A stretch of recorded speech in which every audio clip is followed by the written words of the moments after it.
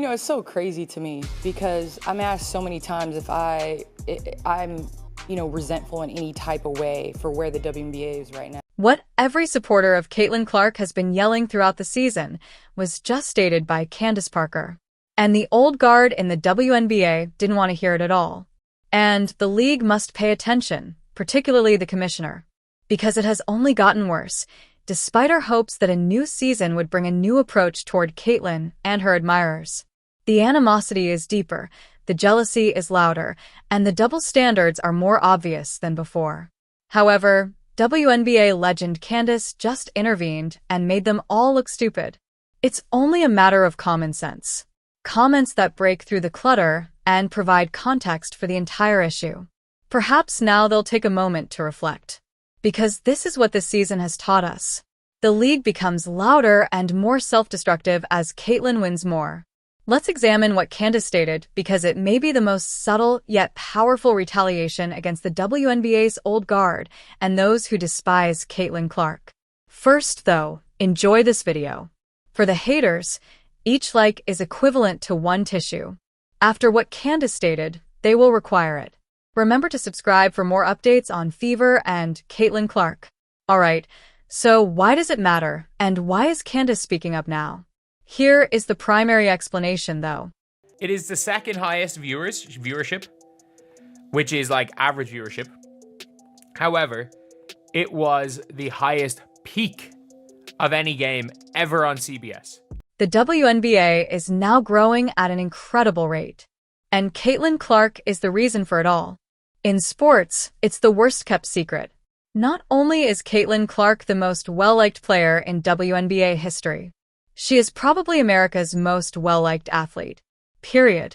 The numbers from the previous season are all known to us.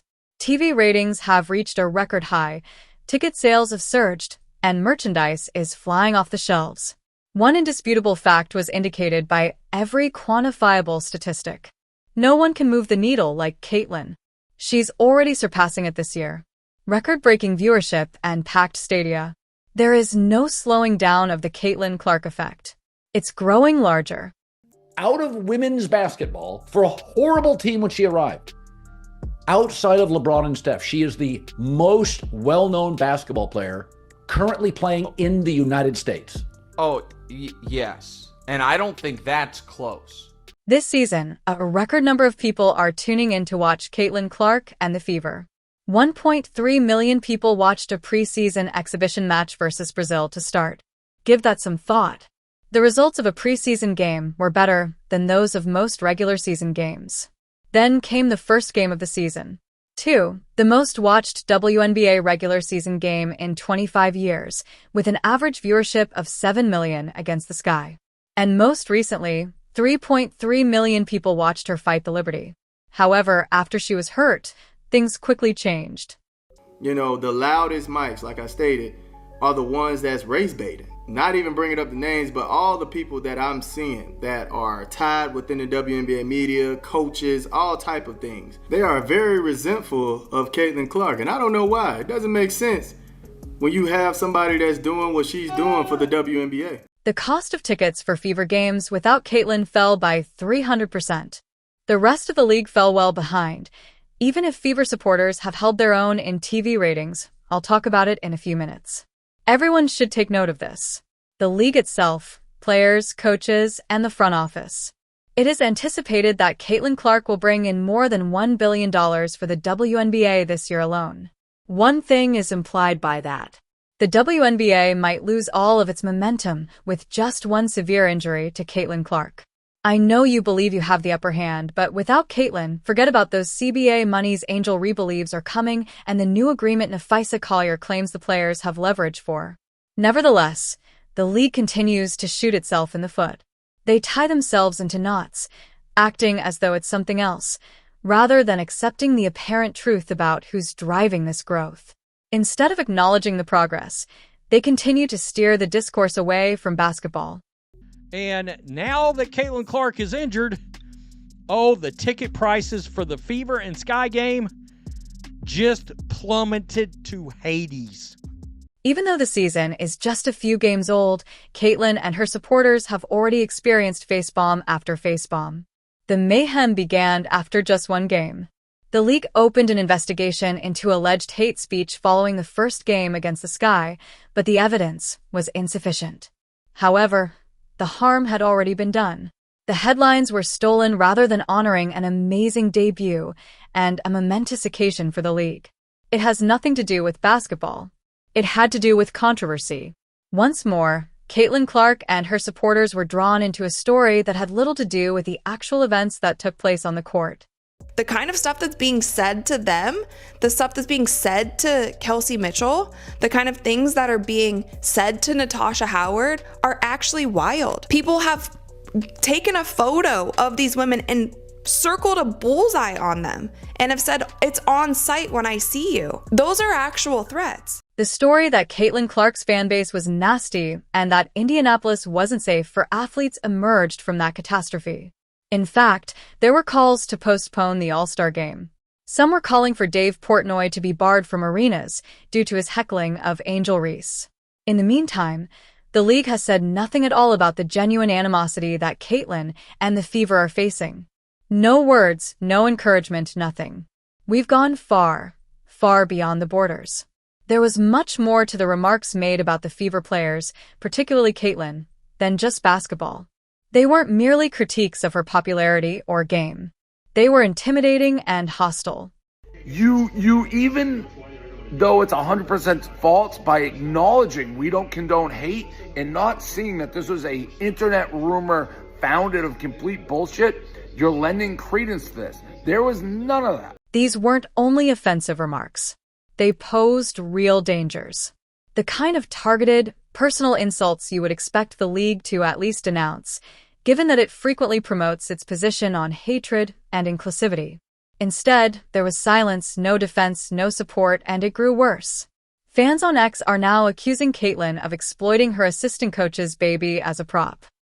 Caitlin Clark is getting some of the grossest, most morbid comments, racist, hateful. We're talking the cup runneth over with hate. Here, Kathy Engelbert, you're no space for hate? Where are you right now? Yes, it is correct. Because Caitlin is holding a baby, they are attacking her. We are dealing with that level of conversation. Conspiracy has replaced criticism, and the league has yet to respond. Thus, the animosity directed at Caitlin and her followers has completely vanished. If anything, it has just gotten worse. There is still opposition to recognizing her influence despite all the statistics, sold-out games, and record-breaking viewership. Additionally, it begins at the top. Kathy Engelbert, in this long, drawn-out article, goes on and gives herself credit for why the WNBA has finally entered some type of mainstream conversation. In a post she wrote for the Harvard Business Review, Commissioner Kathy Engelbert practically went out of her way to claim credit and distribute it to everyone but the person who is truly responsible for the league's success. You name it. Front office strategy, marketing teams, players, coaches, etc. She brought it up. Everyone received a pat on the back, but Caitlin Clark received almost no attention. To new followers and outside observers, our organization's success might seem overnight and even lucky, prepared by a singularly exceptional group of college players coming into the WNBA. However, we could not have capitalized on those advantages without years of hard work and preparation. Years of hard work and preparation. It might have seemed like it came overnight. More than a McDonald's fountain soda, she significantly lessened Caitlin's influence. As these rookies joined the league, regular season games attracted an average of 1.2 million spectators, rising 170% from the previous season, according to Engelbert's report, which included Caitlin Clark along with Angel Reese and Cameron Brink. However, your dog, I, and you are all aware of it. On average, 1.2 million people watched Caitlin's games. However, there's a never-ending race to give gold stars to anyone but Caitlin since the old guard can't abide that she's getting all the praise. They just can't. They just can't not even wrap their head around. They can't just accept, okay, this person is more popular than me, or this person is more popular than the player that we want to push. Being envious is one thing. It's human. However, what we're witnessing goes beyond that. There's this need to knock Caitlyn down in order to feel better, for some reason. And far too often, people immediately blame racism for the attention she is receiving, as if it had nothing to do with the fact that she broke 62 WNBA records, was named a first-team All-Star, finished fourth in the MVP voting, and, in her first season, pulled a bottom-dwelling team into the playoffs. It's crazy because, whether they like to acknowledge it or not, Caitlin Clark's contributions are improving everyone's circumstances. It doesn't end there when she is in the spotlight. It highlights the league as a whole. When they play in these arenas where there are 15 to 20,000 people in the stands, they are in front of people that they haven't been in front of before. That is an opportunity for all of us fans to get to know all the players on the court, all of the players in the WNBA, to pick new favorite players, to pick other teams that we want to follow along. Legends who have actually constructed this league and are aware of the risks have already voiced their opinions. One of the most revered voices in women's basketball and a Hall of Famer is Lisa Leslie. When she pointed out the jealousy around Caitlin Clark, Mike essentially dumped the entire WNBA. I think it's all about money, marketing, and we cannot deny what Caitlin Clark has done for the women's game. I'm not going to act like it's something that we don't see. She's had a huge effect. Call it the Caitlin Clark effect. Yes, have we ever had teams have to get into larger arenas to play against a team? No, we have not. So if we have more eyeballs on the game and Caitlin Clark brings that, why would we feel some kind of way because she has more television games? However, the pushback persists. The league needs some common sense once more. And it appears that only the ancient guard, the legends who truly recognize how unique this moment is, can provide that reality check. Candace Parker is the epitome of an old guard. A two-time league MVP, 2 Olympic gold medalists, and a 3-time WNBA champion. She is among the most accomplished, well-liked, and knowledgeable players the WNBA has ever seen. She also joined Stephen A. Smith on First Take this week, doing something that very few other players in the league have dared to do: deal with the elephant in the room. Ultimately, it comes down to the fact that there were an abundance of women in the WNBA doing tremendous work on behalf of the WNBA and the game of basketball, and you just sense that folks were feeling an absence of appreciation. Now, give credit where credit is due to Stephen A. Smith, who hasn't hesitated to tell it like it is. He is among the few well-known voices who are prepared to use the word jealousy. He has witnessed it. It has been witnessed by fans. It's evident to everyone watching the WNBA at the moment. Additionally, he gave Nifa Collier, who had voiced dissatisfaction with Caitlin receiving more nationally broadcast games, a logic bomb on First Take. Can you speak to that collective frustration that some may have been feeling, and whether or not you think it's something that's being overcome as you all thrive and move forward and continue to promote and uplift this league? This wasn't a softball interview then. There would be pushback, avoidance, and fluff in this setting. Instead, the focus would be on the core of the problem. But then this dude named Michael Jordan came along. And Michael Jordan came along and he wasn't yet winning championships, but his popularity was so astronomical that the NBA practically marketed everything they could around this guy. So to know that there's an example like that as a shining example to be followed that could benefit the league, particularly down the road, why is that an issue when we've seen that such a marketing plan has worked in the past? However, Candace gave us one of the most measured, considerate, and rational answers to date. The kind of response that had followers of Caitlin Clark all throughout the world exclaim, "Exactly." You know, it's so crazy to me because I'm asked so many times if I'm resentful in any type of way for where the WNBA is right now. My job was to leave the game better than I came into it. You think Cheryl Miller is resentful for me that I had a league to play in? No, she's being the mentor that she is, and she's supporting and loving and sitting courtside cheering on Juju Watkins. And I'm doing the same for Caitlin Clark and all the women in the WNBA. This was a masterwork in perspective, a Picasso of reasoning, and there's yet more to come. Did you catch it first, though? Candace claimed that she is frequently asked if she harbors resentment toward Caitlin Clark. The depth of jealousy in the WNBA is summed up in that one sentence. Consider that.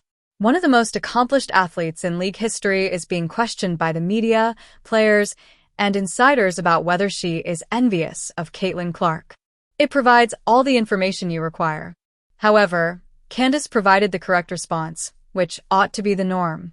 It's not about being envious of who's next, she stated.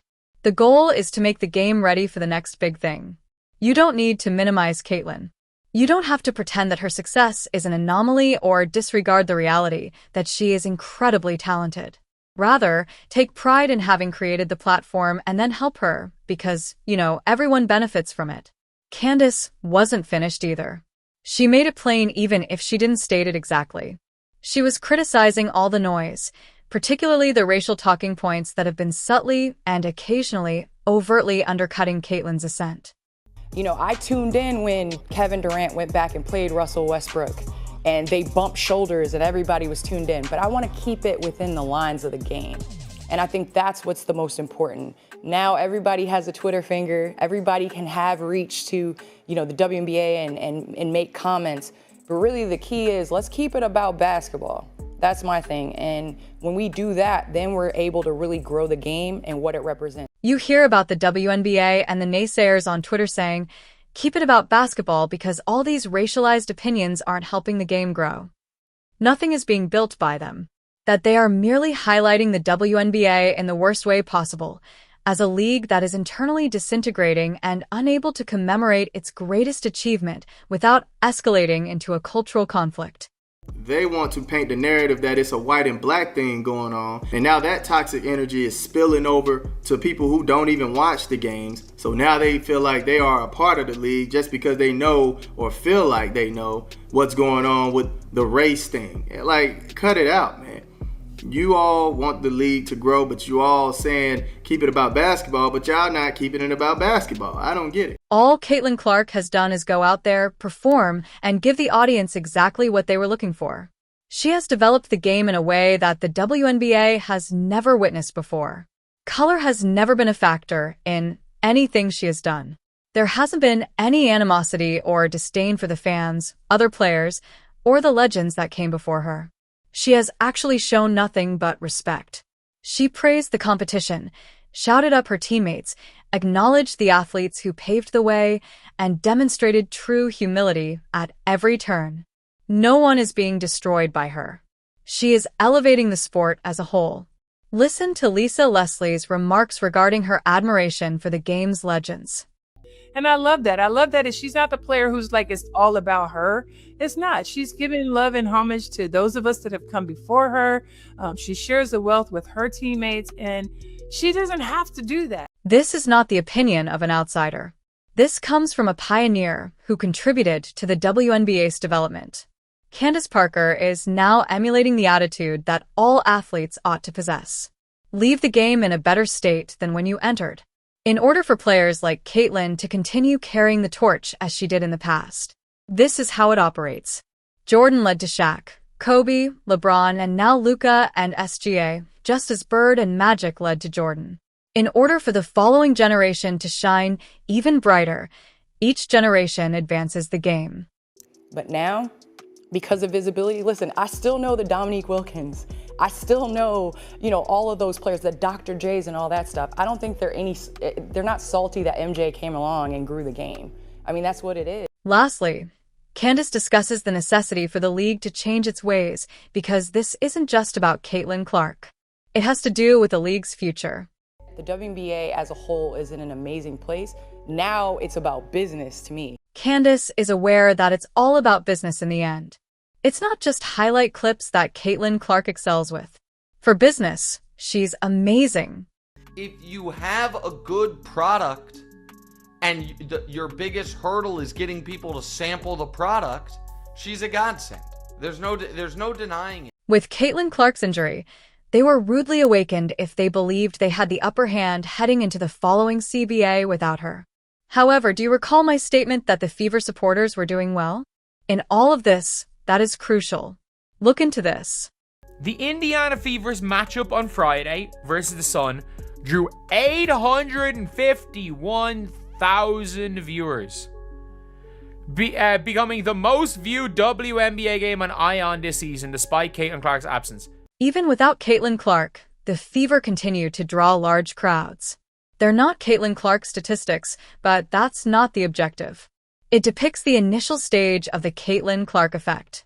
If the league is wise, it will eventually spread to the entire WNBA after first spreading to the Fever.